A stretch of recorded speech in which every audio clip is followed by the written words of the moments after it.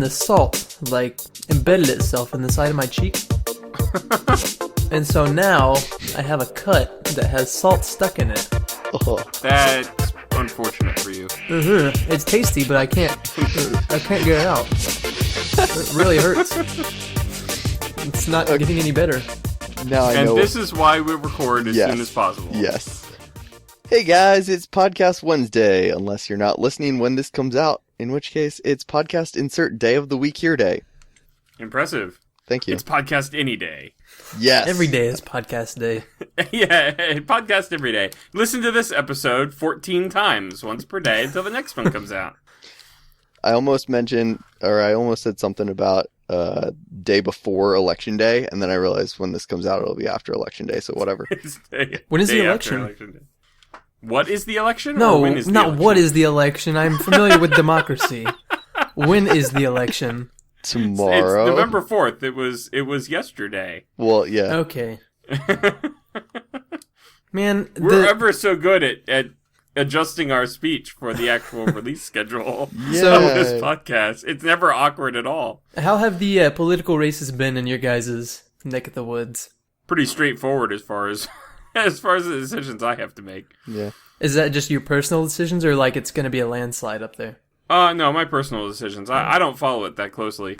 Yeah. I just know who I'm going to vote for, and then we'll see what happens, kind of thing. Down here, same. it's terrible. Like, so everybody down here is just like, we want to kill all the liberals, basically. Which, I don't have too many political affiliations, so I always try to stay away from it for the most part. But it gets to such a point where it's like, the most ridiculous mudslinging shame ads on the radio and TV. Right. It's like, Yeah, this guy licks babies, don't vote for him.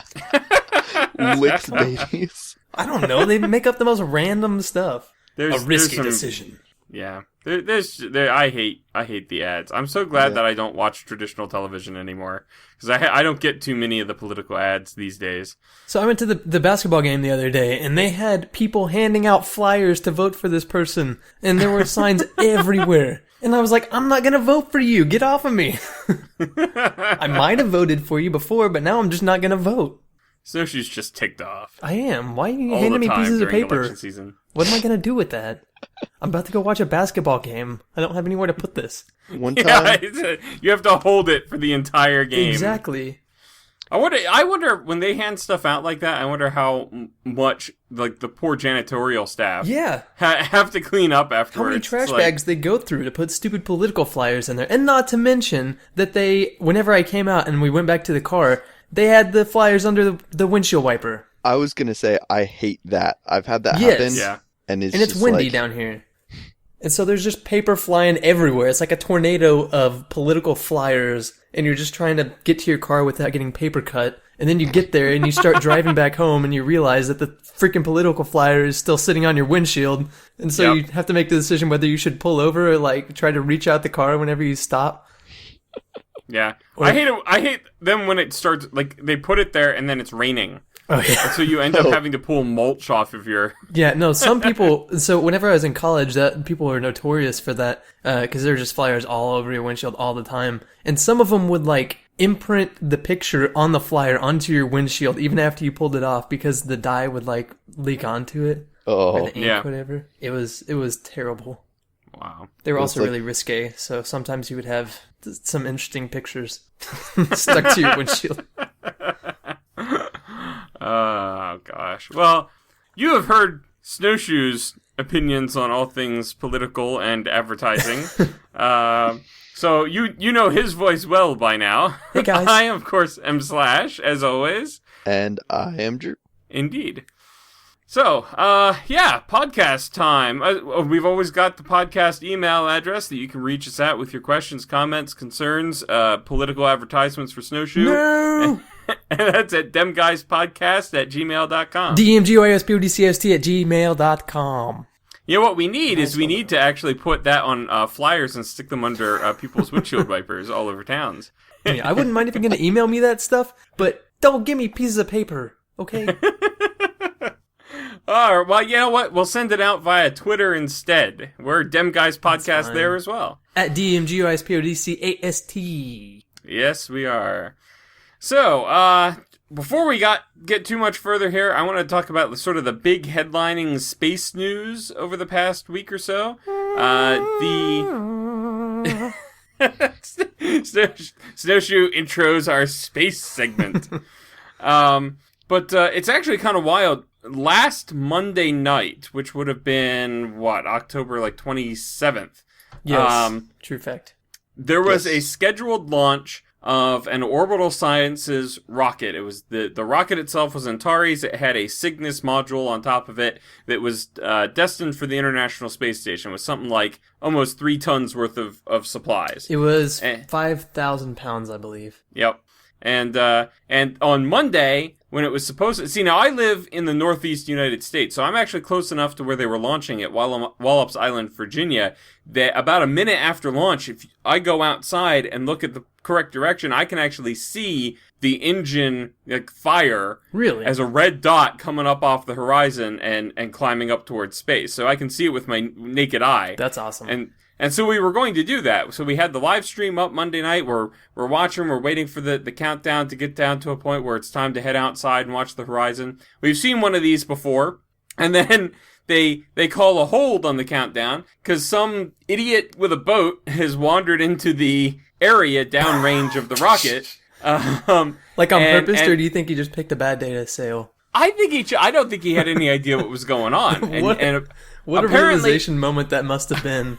He's just sailing down the coast and he looks over and there's a freaking rocket about to launch. Well, they clear a pretty decent section of the ocean. Yeah. East of the launch site just in case of problems, which is a good idea as it turns out.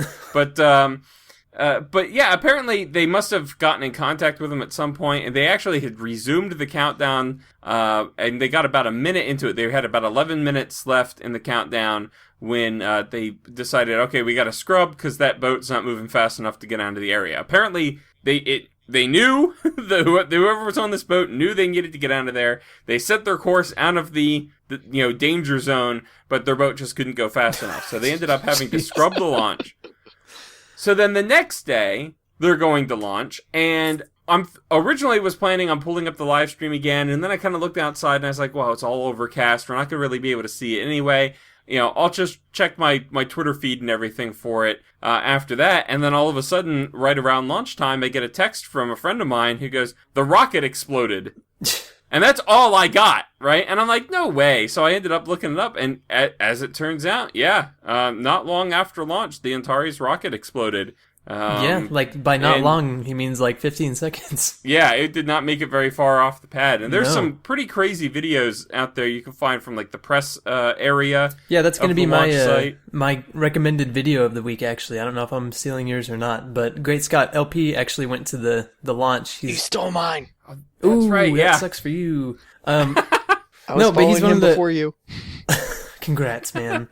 He's one of the guys affiliated with Zeldathon and kind of a friend of Mindcrack almost. And he lives out in that area and got some kind of NASA press pass. It was the NASA social or whatever. Yeah, NASA social things. He's been to 5 launches or something like that. But he took I don't know if it's a video camera video or a cell phone video or what, but it's amazing. I didn't expect it to be that intense. Yeah, it's he's 2 miles away from the launch, just out in a field. Which is just about the closest you're allowed to be. And it takes off and then it explodes, and it's you're getting a really good view of it, but then you actually realize there's debris and stuff coming, and they actually have to start running back to the bus or whatever. Because it's not like a professional video where, it just sits there and watches everything blow up. You have all of these, voices coming in saying, oh my gosh, and everybody freaking out, and it's a crazy video. Yeah. It is, yeah.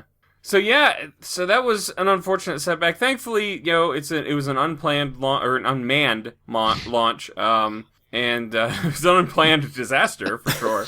But it was an unmanned launch, and unfortunate. The real sad thing to me in reading through the payload that they had was there were a whole bunch of student experiments that were on there. Yeah, supposedly they're gonna get refunded though. So that's kind of sad because you imagine them tuned in. My thing's going to space, and then it's like a flaming bunny head fly out of the. Oh my god! My experiment thumper.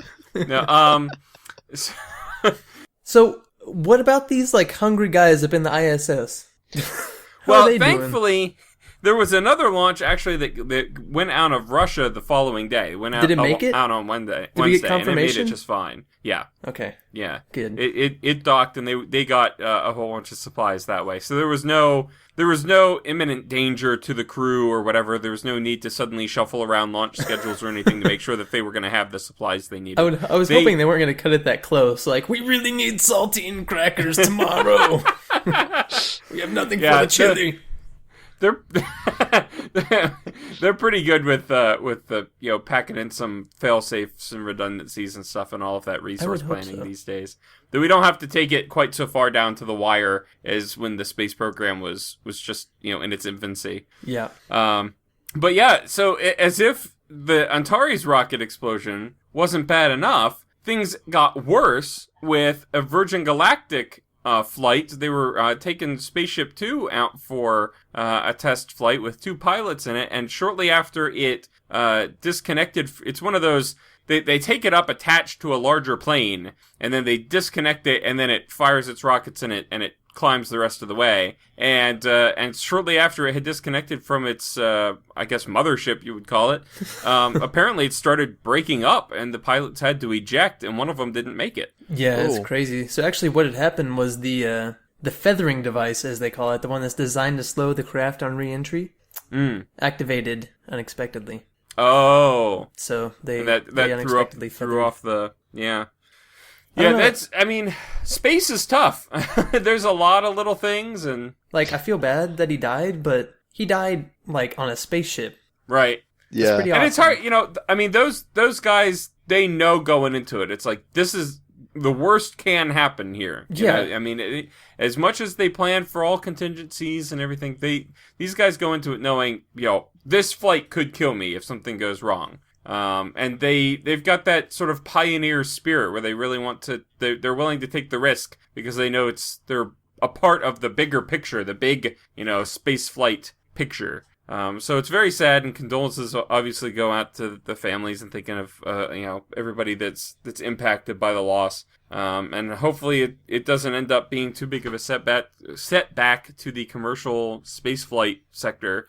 Cause I think that's still a very good boon to the United States space program is that we have privatization of some of that stuff. It saves on money and it allows things to continue operating in an environment where, government funding of NASA is ridiculously small, and NASA wouldn't be able to do it all on the federal dollar, so. Yeah, they've for sure taken a hit this past week. It's been pretty crazy, but I have a conspiracy theory that none of this has actually happened. Okay, this is all just a crazy marketing promo for Interstellar that comes out this weekend with Matthew McConaughey by Christopher Nolan.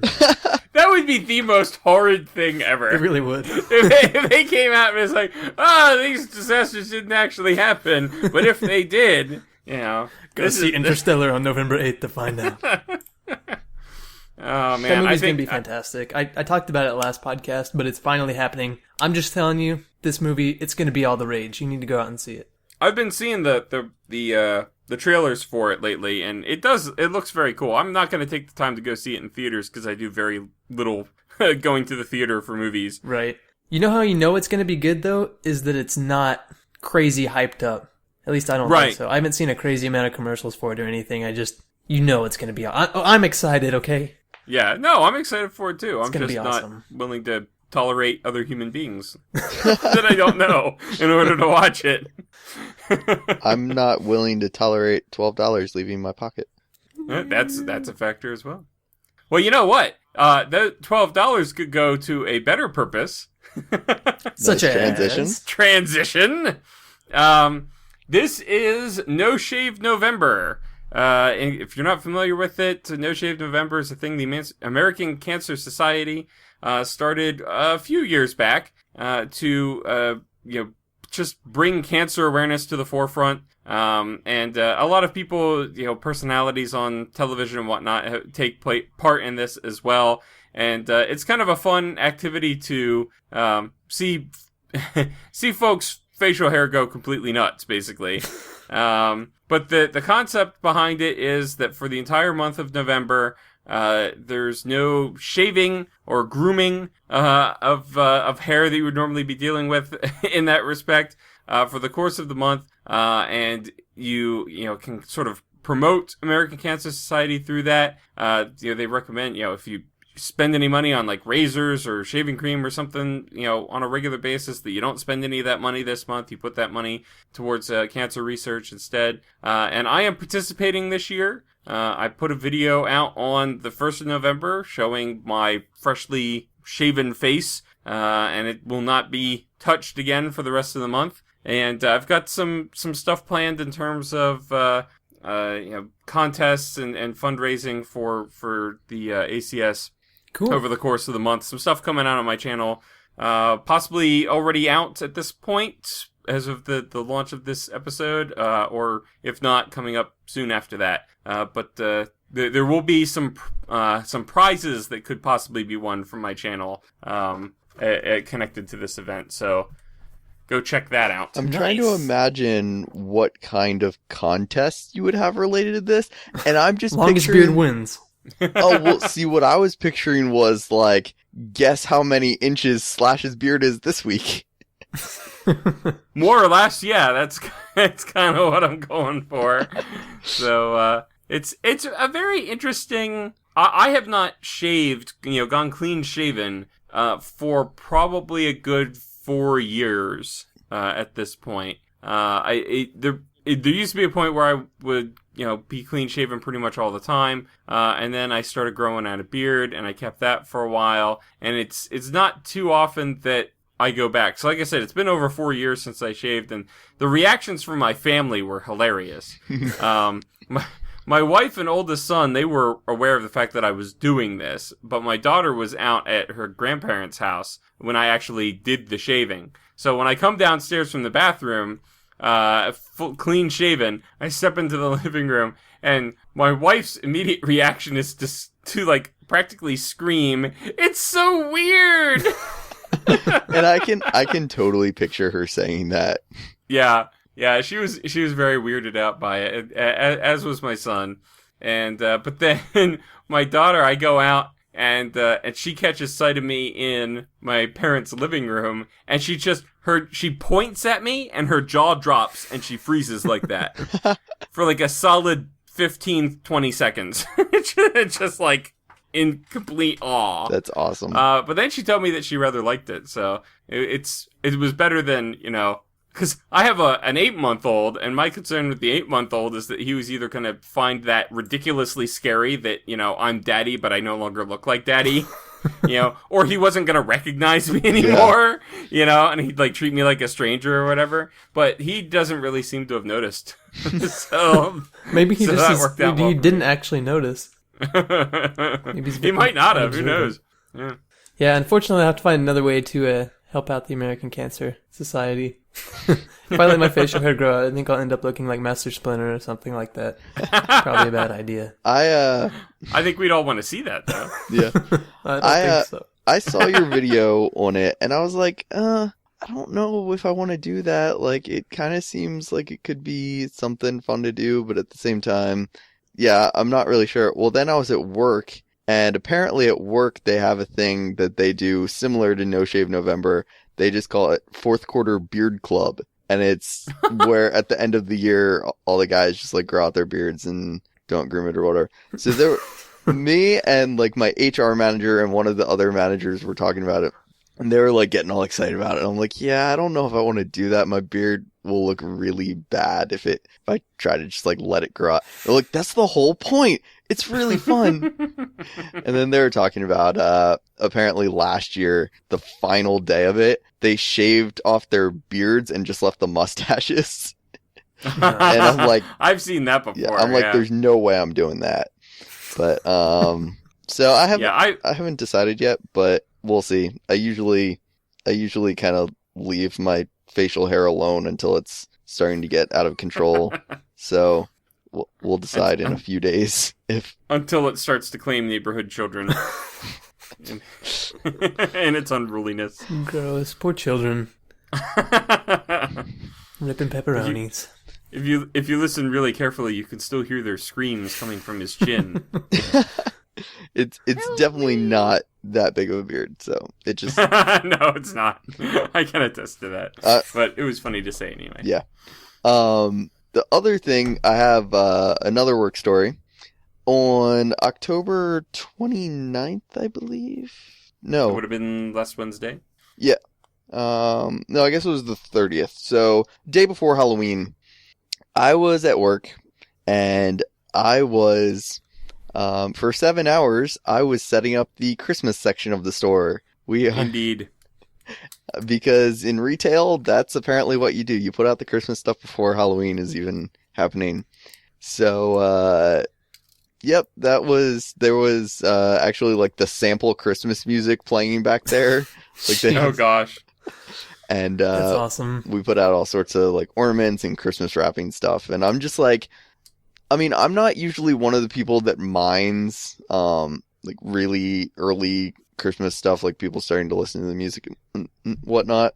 And I didn't really mind then, but I was just kind of like, is it really time? Like that? It's not even Halloween yet. Like, why? It feels artificial. What I wanted to mention in context with that is that, Drew and I may be familiar with this. Snowshoe, you'll be hearing about this for the first time. But there is a particular commercial that comes on in Pennsylvania around Christmas time for the Pennsylvania Lottery. They have been using this same commercial, but overdubbing slightly different lyrics. It's to the 12 Days of Christmas, where they overdub, like, the different kinds of, like, scratch-offs or other lottery drawing games that you can buy tickets for, right? As the gifts in the 12 Days of Christmas. That danged carol has been used for the Pennsylvania Lottery probably 20 years, I'm thinking, at the minimum. They've used this commercial. So it's not HD. It's a standard def commercial that they still play today. And it just changed whenever you don't see the choir, they're changing the names of the games. It's the most ridiculous thing ever. We have one and like they started playing them on Sunday. Oh, man. Well, it was November 2nd? Yeah. Yeah. It's officially Christmas season, guys. Get used to it. It is, but I mean, that commercial, I cannot believe that they have gotten as much mileage out of that commercial as they have. There's one around here for, you guys don't have Brahms up there, I don't think. It's kind of a regional thing. But they have one, they haven't changed the commercial at all since probably the same time, like 1985. And it's just like the cheesiest, it just drives me nuts every time I see it. Oh, man. I is that just a really cheap budget that they have? They don't want to spend any money? Like, yeah. It's not, we haven't saved enough for the advertising budget yet. It's like, it's been 30 years, man. I think it's kind of like buying new socks. Like, sometimes you think that, like, your socks are classic and they'll never go out of style. And then 25 years later, you realize you've been wearing the same socks for 25 years and you should probably change them. So hopefully, eventually, they'll realize they need to change their socks. I thought you were going in a different direction with that. I thought it was going to be... It's kind of like with socks where you don't think to replace it until there are holes in it. You know? Well, that too. Like when the footage finally no longer is playable in whatever systems they're using at the studio. Yeah, like, I guess we gotta make a new one. Oh, man. Yeah, and so going along with, like, this Christmas thing, though, they played How the Grinch Stole Christmas on Halloween in my city. They had a play of it and like Halloween was Friday night this year, so people were going out to watch How the Grinch Stole Christmas while other people were trick or treating. It was the weirdest timing. I was like, why would you do that? That sounds awful. But so speaking of trick or treating, real quick, I just had to share. One of the kids that we ran into just walking around in the neighborhood, one of the girls was wearing an Elsa costume. So from Frozen. So your immediate thought should be only one. Right. But this particular Elsa costume, this Elsa dress, apparently you could push a button on it, and the frickin' skirt, like, lit up and flashed, and sang Let It Go. I'm like, this is the blingiest child's Halloween costume I have ever encountered. So yeah, I just had to share that. Popped into my head real quick. On a local radio station, they were actually talking about that, and apparently they were talking about playing like a drinking game where whenever trick-or-treaters come to your door, every time an Elsa comes to your door, you take a shot. Oh man, you would be Oh my done by gosh. 7 Yeah. o'clock. I saw so many Anna and Elsa. Yep. I wonder how much like people actually spend on those costumes though. I haven't bought like a kid's costume, but I feel like that's a pretty hefty, expenditure every year. Yeah, we don't buy the store-bought costumes. We I don't wouldn't make either. everything. They're probably crappy too. Yeah. Yeah, well, yeah, generally they are. I remember when I was growing up, the kind of costumes that you got were basically like parachute material. Exactly. That it was like we've just like a Ghostbuster, right? If you wanted to dress up as a Ghostbuster, you basically put on a balloon that had Ghostbuster outfit painted onto it, and you tied it in the back like a hospital gown, and then wore a like hard plastic mask with little eye slits that you couldn't see out of, and that was the costume, right? Jeez. It didn't look, and then I think they would the company would run around and reclaim those costumes and paint over them with whatever the popular thing was the next year and resell them. Reclaim them? How do you reclaim a Halloween costume? Break into people's houses. I don't know. It was a shady costume. Clearly. Company. Yeah, but I don't. Yeah. So like spending that much on Halloween and then going straight into Christmas. Where, for me, I don't know about you guys, but the Christmas season is, like, the doomsday of financial death. Yeah. Yeah. Because my girlfriend's birthday is right around that time, and our anniversary is right around that time, and my sister's birthday is right around that time, and it's just, I have to buy so much stuff in this small amount of time. But luckily, in case I want to buy my own Xbox One, Microsoft has dropped the price, $50, until January 3rd. There you go. Which makes it cheaper, I believe, than a PlayStation 4 now. Yeah, well, and it's there are like a couple of different packages. So even like the new one, I think it's like if you buy, it's like an Xbox One 500 gigabyte hard drive with like the new Call of Duty and stuff like that. I think that one was like $100 more than just like a basic one. Both have dropped 50. So. Huh. Or it was like Assassin's Creed Unity or something. But, so Microsoft finally has, at least for now, I'm sure the PS4 is probably going to go down just in time for Black Friday. But Microsoft at least has an advantage on the financial front. But there's also a new story that came out, I think it was today, 13 hours ago, that says, according to Reddit, which is according to, I think it's just Reddit. It is now cheaper to order an Xbox One from Amazon US, get it shipped to the United Kingdom, pay the 20% sales tax, and get a UK power cable than it is just to buy it in the UK. Oh, jeez. Yeah. Apparently you end up saving £35.87 by doing that. Wow. I don't understand why gaming for the UK or for Europe in general is so much harder. Like, it seems like they spend more, they wait longer for releases, and it's all very arbitrary. Like, It doesn't need to be that way. But well, it's whatever. Like, I don't understand if they just didn't do the conversion right or what, but in the UK, an Xbox One itself is £330, whereas in the United States, if you convert it, it's $218.7. So it's like 2/3 of the cost. It's insane. Yeah, that's ridiculous. Yeah. So, if you guys live in the UK, go ahead and do what I just said. I'm not going to repeat it because that was a long, drawn-out process. But you'll save yourself £35.87. Well, if you need assistance with planning all of that out, something that you can look for is the Sprout PC from Hewlett-Packard. How about that transition? That was good. That was convoluted is what that was. But this Sprout PC sounds really cool. Apparently I don't know whether it's actually commercially available yet, but they've developed this computer that has a projection pad that you can put on your desk, and there's a 3D scanner like boom that comes out the top of the monitor that you can actually scan objects in 3D, have them digitize, and then be projected like a hologram onto the desktop that you can then like pick it up and move the digital version around or do whatever with it. And it's the article that I was reading on Ars touts it as like a real version of the Jarvis interface from Iron Man. When Stark, asks for a projection of the city, and then he's like walking through and he's removing things and he's like blowing other things up and zooming in, and they're trying to do that but in real life, and that just sounds amazing. I am sold if they actually use Paul Bettany's voice. They should. There's no reason not to. Well, without getting too dirty for this podcast, though, I can see this going very wrong very quickly. I hadn't considered that route. Yeah. I mean, I feel like that would be... I'm not going to elaborate, okay? Just think, or don't think about it. I don't know. I feel like it could go wrong. It seems like the sort of thing that you would have to choose between doing or not doing, and that it might impact the path that you take from that point forward. Yeah. Slash is on a roll. I am the transition king! Yeah. Well, maybe we should finish the transition.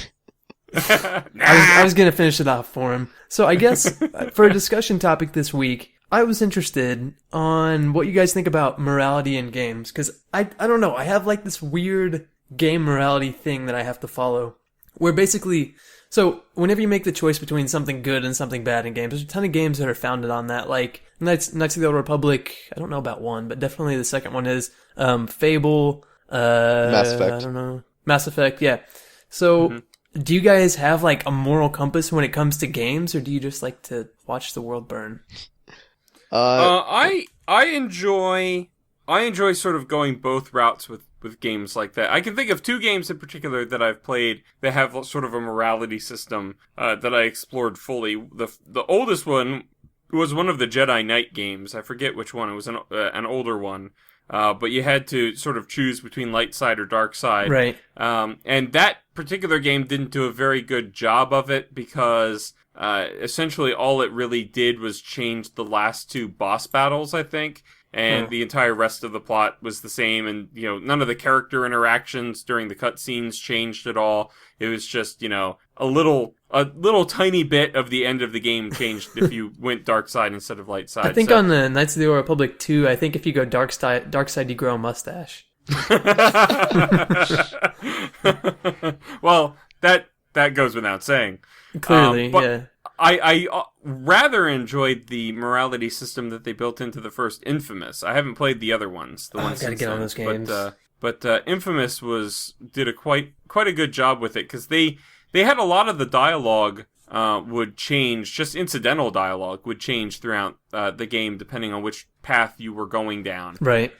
You would have, if you went the super morality route and your karma went all the way up to good or whatever, you would have people, the random citizens in the streets would be running up to you and like taking pictures with you and like cheering you on and whatnot. But if you went the other way, when you got to that same point in the game, the random citizens would actually start like throwing rocks at you and you would actually be damaged by them. I think that's kind of what Fable is also. I played all 3 of the Fable games. And I don't know what it is, but like, I kind of want to explore how things would be if I just walked around killing people needlessly, but I can't do it. Like, I can't bring myself just to chop this random guy's head off that I don't even know. It's weird how my like morality in real life somehow projects into the video game. I'm not as attached to it myself. I would agree with Slash, and I honestly don't think that's a bad thing, Snow, because I like to do generally my first playthrough, if it's a game like that, I'll play through once and I'll do like the good choices, and then I'll go back through and just explore and see what it would have been like if I go the other way. Right. But there have been times in stuff like I'm trying to think of some well, definitely in Elder Scrolls games. I've done it in Morrowind, Oblivion, Skyrim, also Fallout. In all of those games, I always do like I'm the hero. I don't like go around murdering everybody. Yeah, you have to be a legend. Every single one of those games, there has been a point where something happens, I get frustrated, or I'm just like, I wonder what'll happen if I do this, because I'm super powerful now, where I will save my progress, and then I will just go and like murder everybody in a city. Just rampage, or something like that. And then after it starts to get boring, I'm like, oh, everyone's dead. then I'll just like reload my save and act like it never happened. I wonder kind of what that says about me, because in real life, like that would horrify me. Yeah. And I don't know why I do that in the video game, because precisely because it's not real life. I think that's what it is. I mean, see, that gets into the whole discussion about whether like video games can influence what you do in real life, whereas what you do in real life can influence your play in video games. Right. It's the backwards. This reminded me of a story. There was a guy who invited his friend over to, in Skyrim had come out recently, so he was just watching his friend play Skyrim, and the guy was oh yeah, let me show you this. And he went back to his house in Skyrim, and in his house he had killed like all of the villagers in the town and like put them in his house, and it was like really, really creepy. And the guy was like, dude, that's like really messed. And apparently, I don't know what had happened with the guy, but he did that in the game. And then when his friend saw it, I don't know exactly what happened, but the guy killed his friend. What? Oh, crap. So it was okay. Like, I don't think the game made him go insane. I think there was already something probably a little bit wrong. There's definitely a facet to that argument there, that people are probably pretty messed up if they're going to let video games completely influence their own morality. Yeah, I think that's it. It's like, there's always that whole argument that, video games are going to encourage bad behavior or whatever. And it's like, if you don't have the capacity for moral judgment, to be able to decide, no, I'm not going to, beat up that, prostitute, and, like I do in Grand Theft Auto or whatever, if you don't have that moral compass to guide you in real life, that's not going to work out. It doesn't matter whether you played the video game or not. You're going to do bad things because you're a bad person, Yeah, but I think there's probably, I don't know if there is or not, but there's always at least a fear that, especially with developing children, if they're out there playing these games, how it could affect their development. Well, and I will agree with that. And I think that goes to my main complaint about our society these days, which is where parents aren't paying enough attention to what it is their kids are watching and playing. So, we could go for hours on that, but we won't. That's a pretty straightforward answer there, though. Yeah. The parents need to control the kids, and the kids will hopefully not turn into psychopaths. And if they do, well, I'm sorry. Nothing you can do about it. Snowshoe in particular is sorry. Like, he's personally sorry. I'll write you a letter if your kid. Your parents failed to prevent you from being a psychopath. Yes, I'm sorry. If your child has turned into a psychopath, you can email Snow at demguyspodcast@gmail.com. So, on a very come on, note, Drew, you can do this. Transition time, man. On a very different note, it's not even a transition. It's about music. It works. So, I was just randomly on iTunes, and often I'll just like browse iTunes and look for songs and add them to my wish list. So that way, when I have money that I feel free to spend on music, I will just be like, oh, I already have a selection. So anyway, I was looking for a particular song, and I saw something that it was, I don't have the actual name here, but it was something like Rock and Roll Baby Lullaby Ensemble was the name of the artist. And I'm like, what is this? So I clicked on it. They have a whole bunch of albums where it's lullaby music for babies, but it's to the tunes of, and it's like very soft, gentle music and everything, but it's to the tune of like a lot of classic like 80s and 90s rock songs. I approve. And instantly. I cautiously approve. Well, my mom was saying, like, what if like someone actually like raised their baby like listening to that, and then like way later on they just have some weird thing where they really liked 80s rock. Or maybe they don't know, like whenever they get to about 3rd or 4th grade and the teachers ask them to sing Twinkle Twinkle, they sing it, start singing it, and I don't know, to the tune of like Crazy Train or something. Yeah. Yeah, some of the songs that were in there were like let's see, Creep by Radiohead. What? How does that turn into that's weird. Well, it's just the tune of it, and then they do it with like let's see, that's amazing. I'm just trying to think. Sweet Child of Mine by who is Guns N' Roses. Guns N' Roses, yes, thank you. Yeah, I can't remember too many off the top of my head, but it was just like Yeah, I found it That really funny. sounds amazing, though. I mean, I it just goes to show it's hilarious what you can do. You can turn a song in any genre to pretty much any other genre of music, and it may come across weird, but it works. Like, Yeah. you can pull it off. There's a great example of that on YouTube. The guy that does what is it, like 7-second remixes or something like that? I can't remember. I don't know. Look something up like that. But he's saying Katy Perry's Dark Horse in like 20 different styles. It's amazing. That guy is freaking crazy. Go watch it. Yeah, I've heard of that sort of thing. Yeah. I have not, but I will have to check it out. You should. All right. I really don't have a transition for this one. Yeah, you're on your own, buddy. Yeah. So I that's the perfect yes. transition. So next. line. No.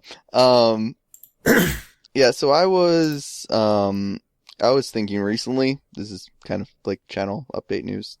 I was thinking recently, I don't know what it is. I think I've finally hit the first time that I've ever just like not been interested in playing Minecraft. Like, I've had varying levels of interest before, but I've lately really had no interest in playing Minecraft, and like there are other games out there that I want to play, and so I decided it's time for a series to end. I am no longer playing on the Alphycraft server.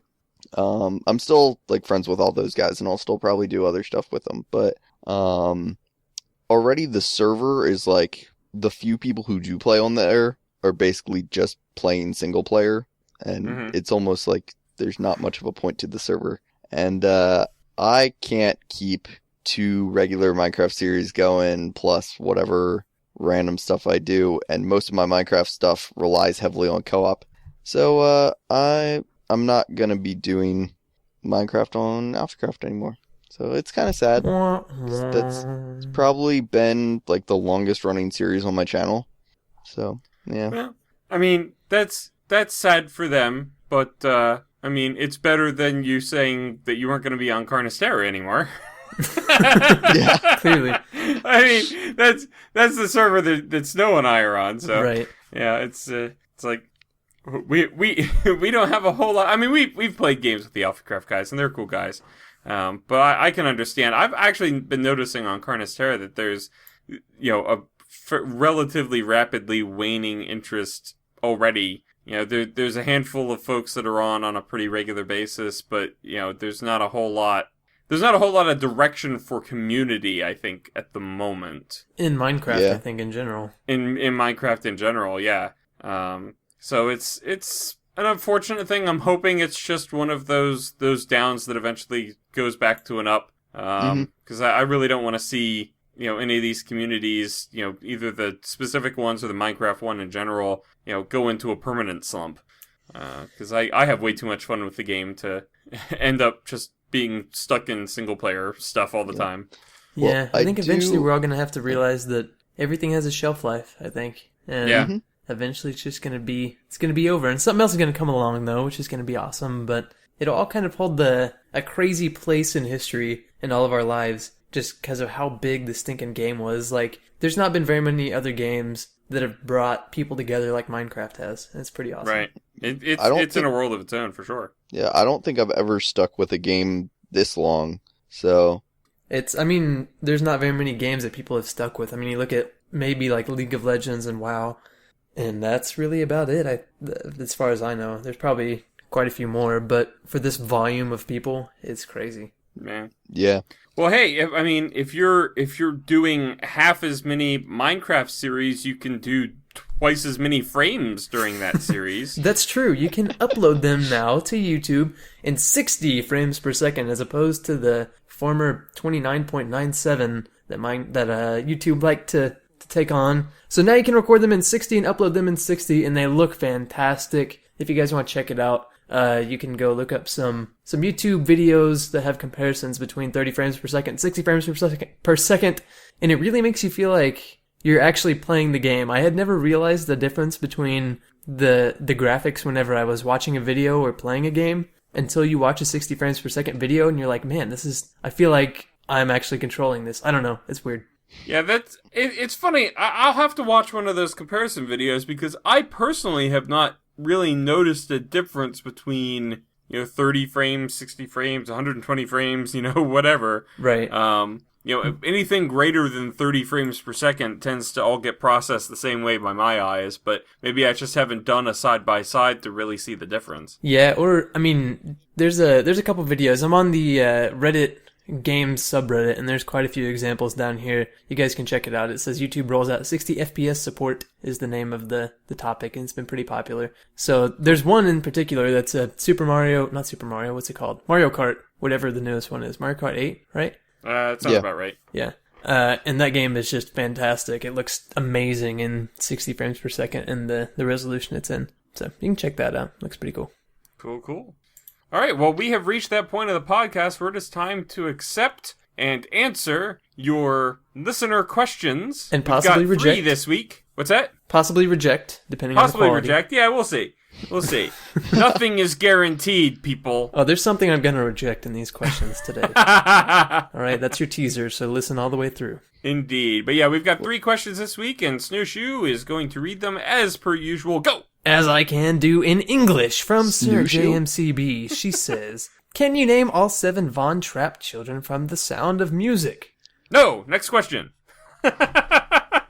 Well, unless you guys can, I was gonna say I think I can, but I don't think one person should say them and then the next person attempt because it kind of ruins it. Well, Right. my best guess is Do, Re, Mi, Fa, Sol, La, Ti. So Slash, you I said you think can't. it's Happy, Dopey, Sneezy. Marcia, Jan, Bobby, Peter. Alright, Marcia. I think I can name some of them at least. So I know there's Liesel, Friedrich, Ooh, that's a good one. I should have guessed that. That's a That's a good totally one, Austrian name. Brigida. Brigida. Wow. You're 2 of 7. That's not very good. That's 3. You said Who was Liesel and Brigida. Yeah. And Friedrich. We didn't say Oh, Friedrich. I didn't hear Friedrich. I Okay, said it right you've after got 3. Liesel, but Okay. Skype decided you didn't. Skype censored you. I should. Oh, the little one is Gretel. Mm-hmm. I'm more than halfway. That's good. That's Yeah, good. 4 out of 7. That's good. Um, It's not bad. trying to remember any of the other boy names. Kurt. Kurt. Kurt? Yep. It's not like any of the other ones Von at all. You've got all the boys. Uh-huh. There's 2 girls left. Come on, I don't Drew. think I can remember the other 2. It's You been a give up? really long time since I've watched Sound of Music. Yeah, I give up. All right, Slash, you say one of them. All right. Louisa. And the last one is Marta. Marta. So Snow and I had that one already, sort of. Yeah, that's totally what I meant to say. It's like the So- Austrian Brady Bunch is what it is, really. It kind of is. I yeah. haven't seen The Sound of Music, so I'm just going to assume that's what it is. What? Such a it's good been movie. It's been a long time since I watched The Sound of Music. I actually was over in Europe at one point, and I have pictures of me standing in the garden that is featured at one point during the Sound of Music movie. That's kind of cool. I can't remember what part of it that garden shows up in, though. It's been so long. But I remember that was a big deal for the tour group at the time. But before we move on to the next question, one other thing I wanted to say about The Sound of Music is that I have heard, and this might be, apocryphal or whatever, but I have heard that at one point there was a TV station that wanted to air The Sound of Music, but they only had a short, time slot. It's like a 3-hour movie. Well, exactly. So they had a very short time slot that they were going to try to fit it into. So they had to make a lot of cuts. And so they decided that the best way to reduce it down to fit into that section of time was by removing the songs. I'm in favor. The Hills do not need to be alive anymore. Oh my gosh, I want to see that version just to see what it's like. I was hoping I you weren't sure going to hope that say they they cut released off the it. ending. That would I be was pretty gonna say- depressing. I hope that they released it as simply the sound. Just the... Just the... Some sounds. Oh man, that's but awesome. not of music. Oh, and That's by the way, don't watch the Carrie Underwood version. Watch the original Julie Andrews version. You didn't like Carrie Underwood in it? Oh my better than gosh, Julie that was Andrews. horrid. That live Sound of Music thing with Carrie Underwood was one of the... I caught the barest glimpse of it, and it was one of the worst things that they've ever done. And they're doing another one with Peter Pan. I don't know With how Carrie that's going Underwood? to turn out. I only can assume horrible, but whatever. I'm assuming Ellen DeGeneres is going to play Peter Pan. I tried watching for like 5 minutes, and I'm like, no, turn this off. Yeah. Oh, man. Well, speaking of terrible things, A Million Monkeys asked a question. He says, "Hey guys, since Halloween was this past weekend, I've been thinking about costumes and cosplay. I've seen at least one of you in costume before, so I was wondering what you have dressed up as before. And what would be your ultimate costume?" Drew has a note that I'm not going to read. 'Cause I don't think I'm supposed But he's going to to. mention it. It's in instead. parentheses. It's a You don't have to parenthetical. Oh, he was unsure if his second half of the question made sense. So It's pretty No, I self-explanatory. understand Ultimate that. costume. Well, I don't know if he's referring to me with the scene in costume before, but I will mention that on Halloween night this year happened to also coincide with the Dungeons and Dragons session that a bunch of us were getting together to play. And our dungeon master said, if you come dressed as your character, then you will get to roll with advantage, which is a 5th edition term, but it's you basically get to roll twice and you take the higher number for all of it. night? And he's like, you can do that all night What? if you come in costume. And That's we're crazy. and every single there's 5 of us in the party, and every single one of us was like, heck yeah. So we all show up in costume, and and so we ended up getting a big group picture of you us guys in look costume. really good. It was pretty hilarious. It was like we were like one step short of LARPing. So, For me, I haven't dressed up really at all since I was a kid. I don't know. I'm not much of a dress-up person, but I used to dress up as like Aladdin and Woody for Halloween, and that's about it.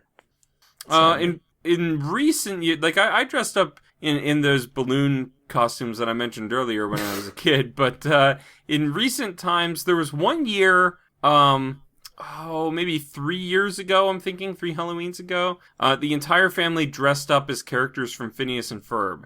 And that was a lot of fun. We had my son was dressed as Phineas. My daughter, who was just a toddler at the time, we put her in a Ducky Momo outfit. I was hoping she was going to be the platypus Perry.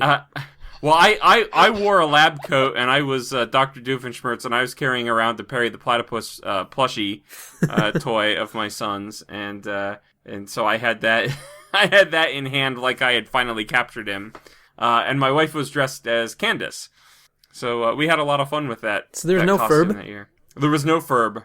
No, he wouldn't have said That's so anything sad. anyway. So That's true. It's true.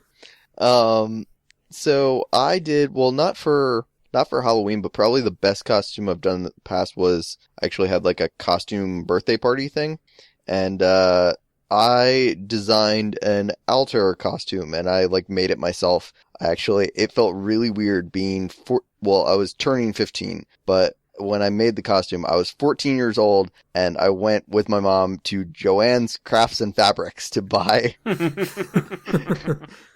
material to make my altar costume. So that was an pretty awesome cool, though. experience. Yeah. Unfortunately, it doesn't fit me anymore. Well, and then another eventually time- all assassins have to grow out of their wardrobe.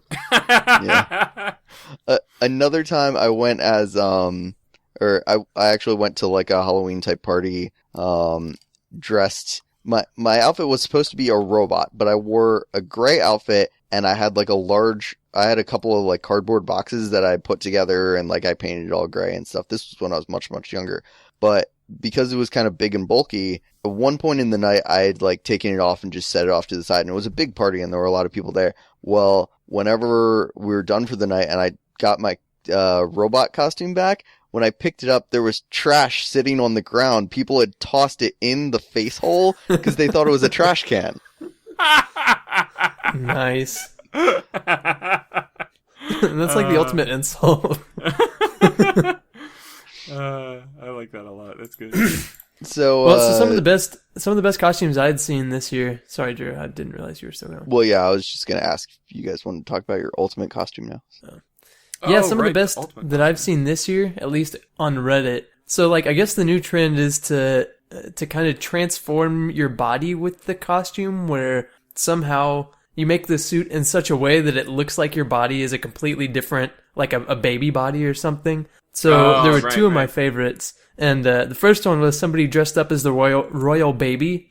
So the top half of him, like his head was sticking out, and he had like a baby's body connected to his head, and then the rest of his body was filling out the suit that was supposed to be, what's his name? Prince William? Is that his name? Yeah. And there was like a Prince William head sticking out behind him, so he looked like Prince William holding like a 40-year-old baby.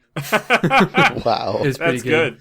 I like that. And the other one was like a giant bear holding a guy. I don't know. It looked cool though.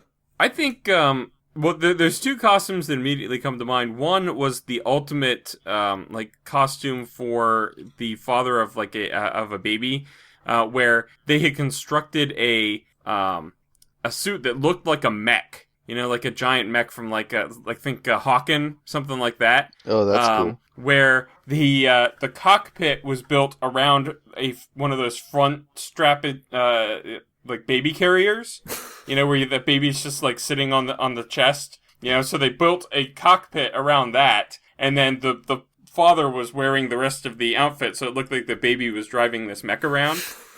So that would be a pretty awesome costume to have. That's pretty cool with the 8-month-old. But I also like the costumes that I've seen people wear to like Comic-Con or whatever that are like Transformers. That actually they can like flip panels and stuff and turn themselves, you know, from robot mode to vehicle mode. Yes, I've seen those. I would like a costume like that, I think, where I could actually like transform. And I've seen them where they have like skates taped to their knees and elbows and stuff, so that they can actually sort of skate around on wheels when they're. That'd be so cool. That'd be so hard to design, but that would be so freaking awesome. I would love to wear one of those at some point. Yeah, me too.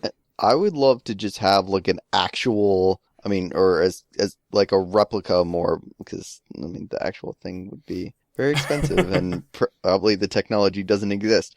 But I would love to have like a full like armor suit, like a Spartan like from Man. Halo, or like a Mandalorian from Star Wars or something. That would just be awesome to have, like, battle That'd be armor really that I could wear. heavy. Yeah. I mean, it'd have to be like made out of plastic or something. There's some really cool ones that I saw this year online that were similar to that. But if you want like a real metal replica, I can't imagine walking around in armar. All right, that's another topic for another day. But that'd be impossible. One of the coolest costumes that I saw, though, was one of the guys from Rooster Teeth posted a picture, and he was dressed as the Winter Soldier from the new Captain America movie, and it was really well done. Like, it looked so realistic, like the armor and he had like a gun that, I mean, they're in Texas, so maybe it was a real gun, I don't know. But that's what happens in like Texas. There's just guns it was like everywhere. A shotgun or an assault rifle or something, and it just looked awesome. That's cool. Pretty cool. All right, last question of the day from Mojo Fojo. He says, "Hey guys, I love your podcast." And in parentheses, which I assume that means I'm not supposed to read it, so I'm just not going to read it. No, you read that. How am I supposed to know when you put something in parentheses that I'm not supposed to read that one up there, but down here, when it's in parentheses, I'm supposed to read it? Okay, I can tell you that the one from A Million Monkeys I put in myself was this one. How am I supposed to know that? We watched / copy paste this one. Whatever, man. Do you want me to pull up the actual email? No, I don't. But I'm just going to take your word for it. For some reason, Mojo Fojo has listed Drew as his favorite podcaster. Whatever. He's clearly delusional. He may be one of those people that lets video games impact his morality. He has a question for us. He says, if you were to add a feature into Minecraft from any other game, what feature would you choose? Keep up the good work. Thank you. You're also delusional if you think we're doing good work. Well, I think Drew should answer this first since he's the favorite. He's going to have, you know... Maybe he should just finish the podcast by himself. He's gonna have the bar set very high with his answer, so... Go ahead, Drew. Well, I think it would be really cool to have, honestly, just more of, like, a story. Like, I liked the whole free roam thing, but when we talked about like what our ideal video game would be, mine is still the whole, like, you can just free roam, but if you want, there's like a story. So like, if you could just go talk to the villagers or something and they would actually like give you quests and stuff, that would be cool. And then you actually like, it leads up to like awakening the dragon or something. So yeah, mine's kind of along those lines. It may be kind of the same thing, but if it's like an MMO full open world or whatever, and there's like harder and harder bosses as you go along, and you have to get a certain amount of people to be able to take down a dungeon or something like that, that'd be freaking awesome. I've said freaking so much in this podcast. I don't think I've ever said it before in a podcast. I don't know why. Maybe it's 'cause it's raining and it's Monday. Everybody go back to the beginning and count all the freakings. Yeah, there's quite over a few. Over the course of the episode. I've caught myself every single time, and I'm like, why did I just say that? I don't normally talk like that. What's freaking wrong with me? Yeah, I mean, I like the ideas that you guys said, really. I think it'd be nice to have something that a little bit more, quest driven in Minecraft. Something that, if you've got a like builder's block or creativity where you're having a hard time figuring out what to do next, it's like, let's go talk to a villager and get a side quest and whatever. And what would come with that would be some cooler pre-generated structures and stuff like that, where the game would know, okay, I'm gonna put this extra special dungeon over here that's got this loot in it or whatever, and they'll have to go find that and retrieve that loot or whatever. I don't know how well that would work in a multiplayer server environment, but it'd be a pretty cool like single player feature. Yeah. To be able to implement. So something like that is one of the things that I'm hoping that Microsoft can kind of take Minecraft to the next level, because I think that's what it's going to need to revive the game. I think it's going to need a whole new direction, not just updates, because I think it's getting to that shelf life saturation point where these updates are no longer going to increase the number of people playing the game. Right. So, I don't know. If you guys have suggestions, you can send them to us at demguyspodcast@microsoft.com. I actually post them in the comments below so that we actually can see them. Yeah, that's probably a better idea. I had one other thing that I think would be fun. I always love games like Assassin's Creed and stuff where your character is just very agile and can do a lot of stuff. And I think it'd be really cool if Steve could do like combat roles. Or maybe if he could even drive a boat, that would be cool. Mm-hmm. Yeah, in a reasonable manner. Yeah, that would be awesome. There is a mod from Minecraft called, it's like Advanced Movement or something, that's got some really cool features as part of it. I would love to see that in the core game. Yeah. Where you can actually commando crawl and climb up trees and stuff. I think that would be pretty neat. Which you can see, we didn't even talk about, there's a new Minecraft series out right now for Mindcrack that, what's it called? Survival of the Fittest. Yep. Yeah. It's like a modded UHC. I have not really seen cool. this. It is very cool. I highly recommend you check it out. Yep. I've been watching, I watched Zisto's perspective, I've been watching Etho's perspective, and I think those are the only ones that I've been following closely, but it's a really cool concept. It's kind of like a Call of Duty, but scrounge for your resources in towns kind of thing. Yeah, almost Daisy-ish. Yeah, they're playing in adventure mode, and they've got the Flans mod guns and stuff in there, and they've got planes and helicopters and stuff that are in there, and it's very interesting. It gives it a completely different feel. The one downside being that you kind of have to have a map pre-created because there's no crafting or building as part of this. So, but the map they have is awesome. It's a very good map that they've got now. Yeah, whoever made that needs to be in the Hall of Fame for Minecraft. Yeah, I was very impressed. All right, guys. Well, that's going to do it for this episode of the podcast. Thank you all for listening. Merry Christmas. Merry Christmas indeed. Don't forget to send in your questions. We love answering them. And have a good one until next time. Bye. Bye.